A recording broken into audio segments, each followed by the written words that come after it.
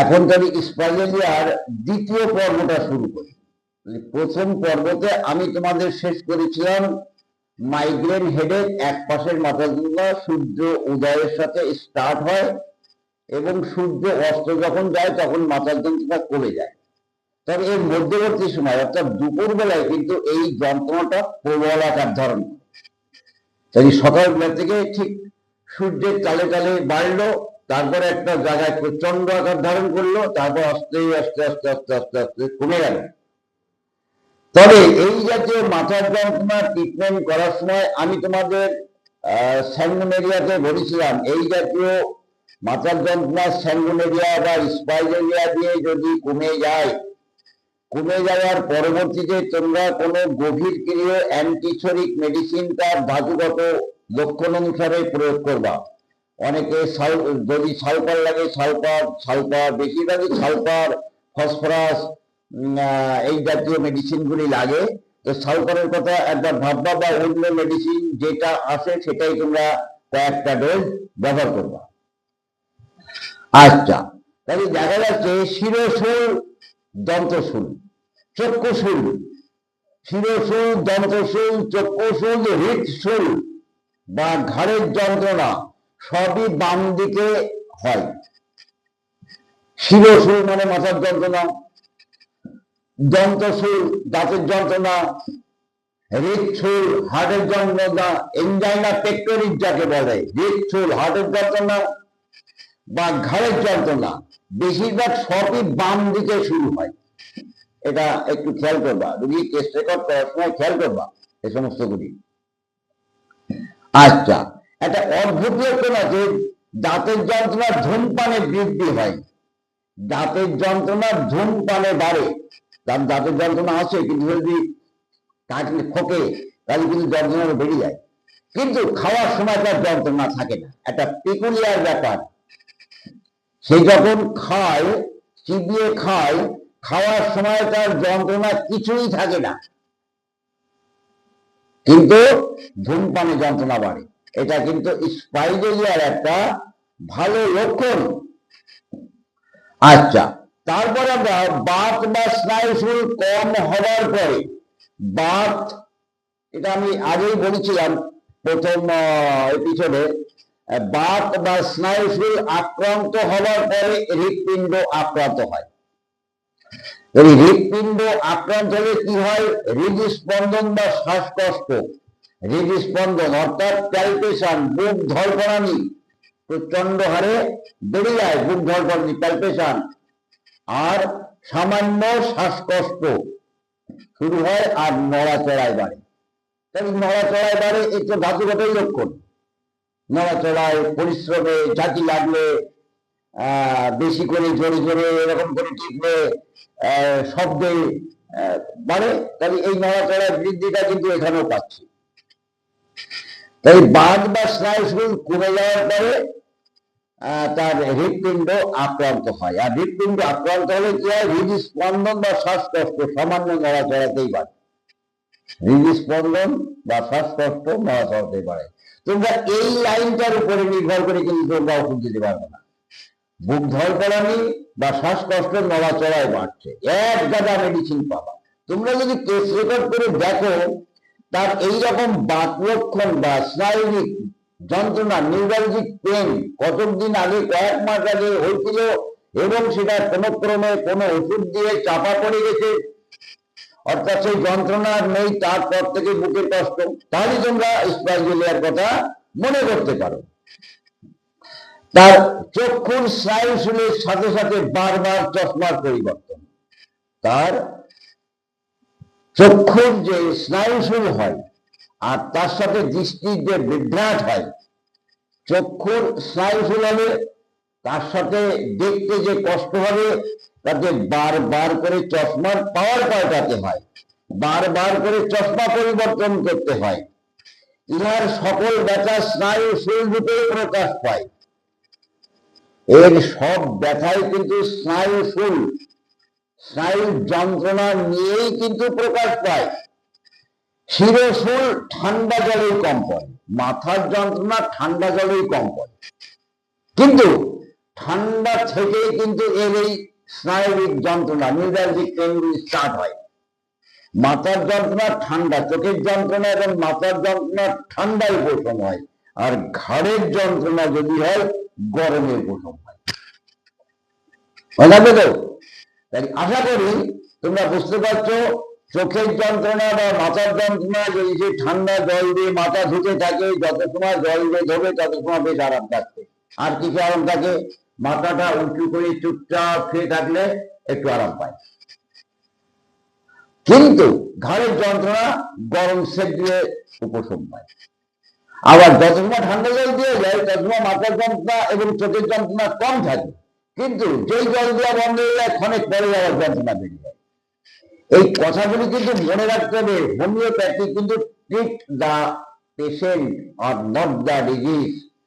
ওই এমন কোন ওষুধ নেই যে এটা খেলে তোমার ওটা সারবে, ওটা অ্যালোপ্যাথি থিওরিতে হয়। রোগীর জন্য তোমাকে ওষুধ চয়েস করতে হবে, অর্থাৎ রোগীর চরিত্রগত লক্ষণ, পিকুলিয়ার সিমটমস, তার ক্যারেক্টারিস্টিক সিমটমস, তার মেন্টাল সিমটমস, টোটাল ভাবে কি বলা হচ্ছে, এই কথাগুলি তোমাদের মনে রাখতে হবে।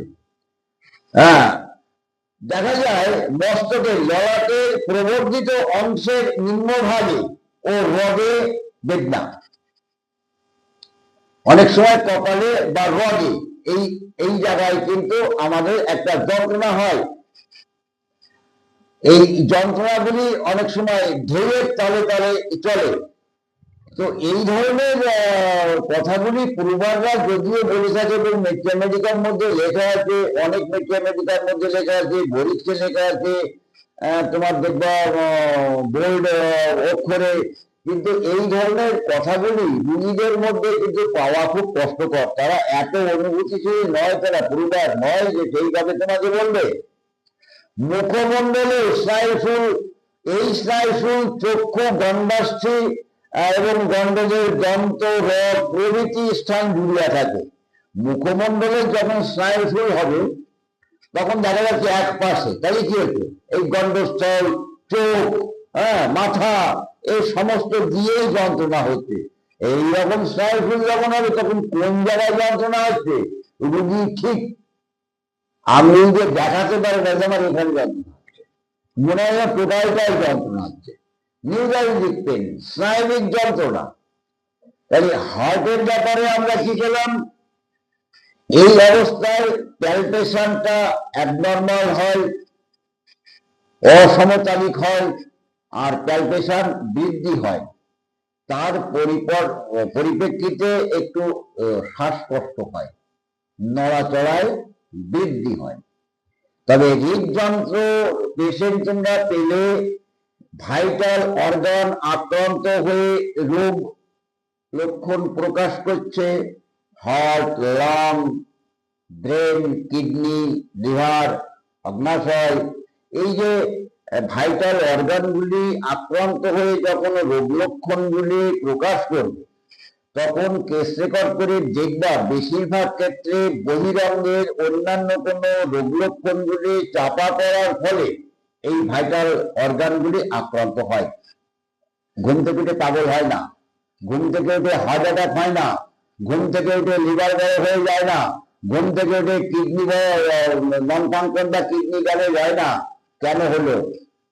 আমাদের দৃষ্টিভঙ্গিতে লোয়ার এক্সট্রিমিটিসে যে ডিজিজগুলি থাকে সেগুলি সাপ্রেস করলে বা বারবার করে প্যালিয়েশন করলে, অর্থাৎ ডিসিমিলিয়ার ট্রিটমেন্ট করলে ভাইটাল অর্গানগুলি আক্রান্ত হয়, রোগ জটিল থেকে জটিল আকার ধারণ করে। তোমরা অর্গান বলতে নিশ্চয়ই পড়েছো বা আমি পড়িয়েছি, তোমরা দেখেছো হরিমান স্যার কি বলছেন, এগুলি কিন্তু মাথায় রাখবা। চিকিৎসক হতে গেলে আদর্শ নীতি তোমাকে মেনটেন করতে হবে।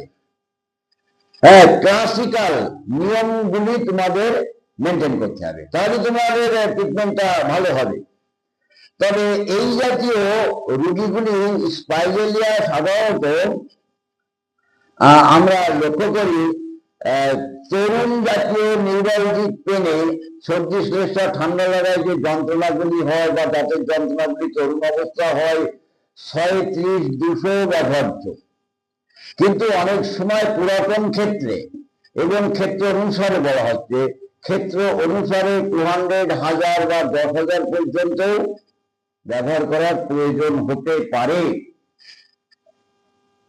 তাই আমি যদি 200 সেটা তো আমি অর্গানলে বলবো 246, 47 বা তার পরবর্তী অনুচ্ছেদগুলিতে কোন সময় আমাদের সেকেন্ড প্রেসক্রিপশনে পাওয়ার বৃদ্ধি করতে হয়, কেন আমি 200 দেব, যে 8টা কারণের উপরে ওষুধের শক্তি নির্বাচন করতে হয় সেটা নিয়েও আমি তোমাদের বলবো।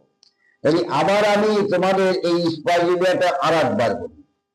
চক্ষু, হৃৎপিণ্ড, শরীরের বাম অংশ বা আমাদের উপরের অংশের বাম দিকটা আর হৃৎপিণ্ড, এইগুলি সাধারণত আক্রান্ত হয়।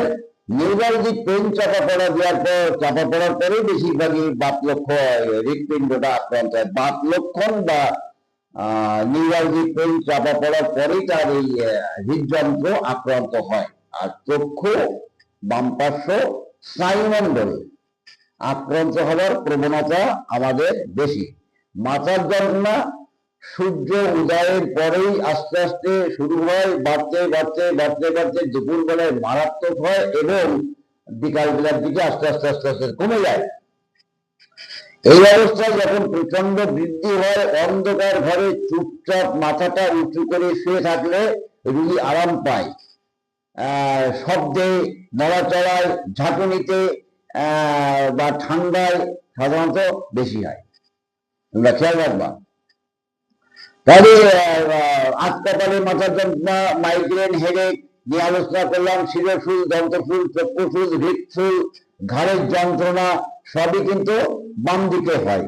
দাঁতের যন্ত্রণা ধূমপানে বৃদ্ধি হয় আর খাওয়ার সময় মোটেও থাকে না। অদ্ভুত ব্যাপার।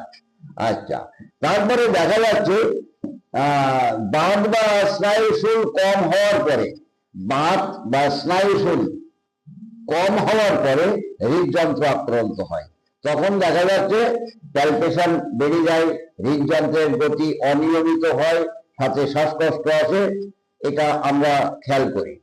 চক্ষুর নিউরালজিক পেন এবং সাথে দৃষ্টি বিভ্রাট, বারবার করে চশমার পরিবর্তন করতে হয়।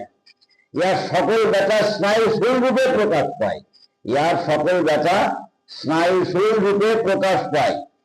শিরোশুল, শুধুমাত্র শিরোশুল ঠান্ডা জলেই কম পড়ে, আর ঘাড়ের যন্ত্রণা বা অন্যান্য যন্ত্রণাগুলি গরম দিলে কম পড়ে।